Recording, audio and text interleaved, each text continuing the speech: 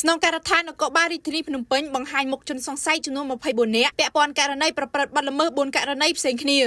ដោយអនុវត្តតាមអនុសាសន៍ដឹកនាំដ៏ខ្ពង់ខ្ពស់របស់ឯកឧត្តមនាយឧត្តមសេនីយ៍សុថេតអគ្គស្នងការនគរបាលជាតិនិងអនុវត្តតាមបទបញ្ជារបស់ឯកឧត្តមសេនីយ៍ឯកជួននរិនអគ្គស្នងការរងនិងជាស្នងការនគរបាលរាជធានីភ្នំពេញនាព្រឹកថ្ងៃទី23ខែមិថុនាឆ្នាំ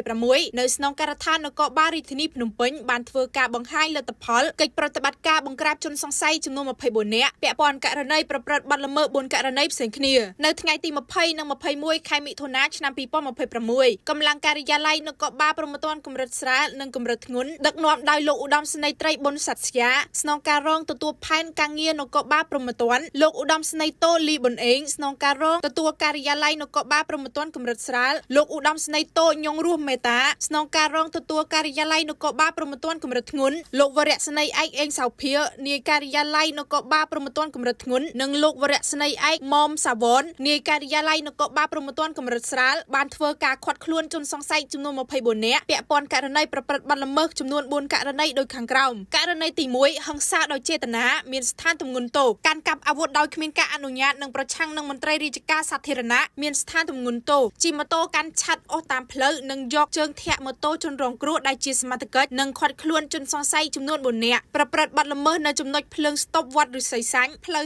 50ម៉ែត្រភូមិប្រការសង្កាត់ព្រៃសរខណ្ឌដង្កោរាជធានីភ្នំពេញកាលពីថ្ងៃទី21ខែមិថុនាឆ្នាំ2026វេលាម៉ោង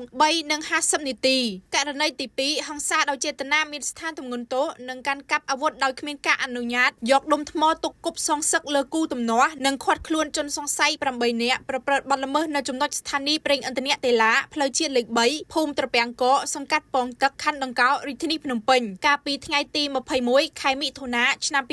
2026វេលាម៉ោង 2:30 នាទីក្រុមក្មេងទំនើងឈ្មោះស្រែញុំករណីទី3ហិង្សាដោយចេតនាមានស្ថានទម្ងន់ទោសនិងធ្វើឲ្យខូចខាតដោយចេតនាមានស្ថានទម្ងន់ទោសនិងឃាត់ខ្លួនជនសង្ស័យ11នាក់ប្រព្រឹត្តបទល្មើសនៅចំណុចហាងសុកខ្យងផ្លូវបេតុងភូមិឫស្សីស្រស់សង្កាត់នីរ៉ូតខណ្ឌច្បារអំពៅរាជធានីភ្នំពេញកាលពីថ្ងៃទី2ខែឧសភាឆ្នាំ2026វេលាម៉ោង 3:39 នាទីនិងនៅចំណុចផ្លូវបេតុងភូមិឫស្សីស្រស់សង្កាត់នីរ៉ូតខណ្ឌច្បារអំពៅរាជធានីភ្នំពេញកាលពីថ្ងៃទី19ខែមិថុនាឆ្នាំ2026វេលាម៉ោង 4:50 នាទីក្រុមក្មេងទំនើងឈ្មោះបឹងឈូកករណីទី4រក្សាទុកអាវុធខុសច្បាប់និងឃាត់ខ្លួនជនសង្ស័យ1នាក់ជនជាតិចិនប្រព្រឹត្តបទល្មើសនៅចំណុចផ្ទះលេខ 62A ផ្លូវ O02 នៅក្នុងបុរីពេងហួតភូមិស្វាយតាអុកសង្កាត់វាស្បូវខណ្ឌច្បារអំពៅរាជធានីភ្នំពេញបច្ចុប្បន្នជនសង្ស័យខាងលើនិងវត្ថុតាងកម្លាំងជំនាញព្រហ្មទណ្ឌបានកសាងសំណុំរឿងចាត់ការតាមនីតិវិធីនាងខ្ញុំពិសិដ្ឋមុនីលក្ខិណាពីវិទ្យុថោន 102.30 MHz